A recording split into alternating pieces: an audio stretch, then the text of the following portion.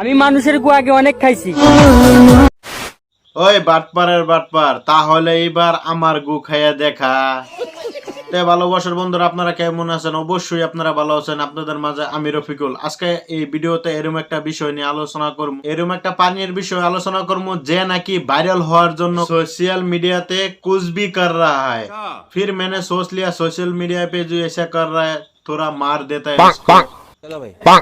टपा टप কি রেডি তো ভাই? খেতে আমার একদমই ইচ্ছে করছে না। আরে ভাই, তোর কেন খাইতে ইচ্ছা করছে না? আমি শুনেছি তুই একটা মেথর ফ্যামিলি থেকে বিলং করস। খালো ভাই, খালো ভাই, খালো। দরকারি খানিকটা প্রোটিন আর এনার্জি আছে। ओहो, क्या नाटक कर रहा है बेंचो? ये कोई खाने वाला चीज है क्या? মুখে যেন নাড়ি ভুড়িগুলো ফেটে গেল পুরো একেবারে। মোবাইল একটা সামনে ধরলো, কাঁচা মাছ একটা মুহের ভিতরে ঢুকাই দিল, মুহের ভিতরে নাকি নাড়ি বুড়ি ফেটে গেল। এই ভিডিওটাই সোশ্যাল মিডিয়ায় ছাড়লো, রাইতে রাইতে মিলিয়ন ভিউজ। আর এই নাম হলো বাংলাদেশের টিকটক। এটা খেতে আমার একদমই ইচ্ছে করছে না। আরে ভাই, ওইটা খাবার মন ধরছে না তোর? ওইটা সোশ্যাল মিডিয়াতে কোন লাগবো? এটা যে সেই বস্তু নাকি? ওইটা তো ব্যাং। কিন্তু এতে দরকারি খানিকটা প্রোটিন আর এনার্জি আছে। কিন্তু এতে দরকারি খানিকটা প্রোটিন আর এনার্জি আছে। আরে ভাই, ওই ব্যাঙের ভিতরে প্রোটিন এনার্জি কিচ্ছু নাই, বোকা সুদা ভাই। তুই খালি ভাইরাল হওয়ার জন্য কত কিছু খাইতে আসত রে ভাই।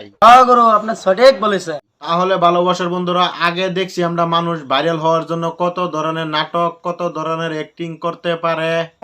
বর্তমান কত ধরনের খাদ্য খাইতে পারে। মানুষের গু থেকে আরম্ভ করে হাঁস, মুরগি, বরফি, ছাগল এবং কাঁচা মাছও খাইতে পারে। আর ব্যাং, আগে যখন বৃষ্টি আসতো তখন কিন্তু আমরা বহুত ব্যাঙের গ্যাগু শুনতে পারতাম। এখন কিন্তু বৃষ্টির টাইমে কোনো ব্যাঙের গ্যাগু শুনতে পারি না। তাই তো আমার মনের ভিতরে প্রশ্ন এলো, সেই ব্যাঙগুলো গেল কোথায়? বৈজ্ঞানিকরা রিসার্চ করিয়া 2000 সনে পাইলো এই ব্যাঙগুলা কিছু রাক্ষস মানুষ খাইয়া ফেলছে।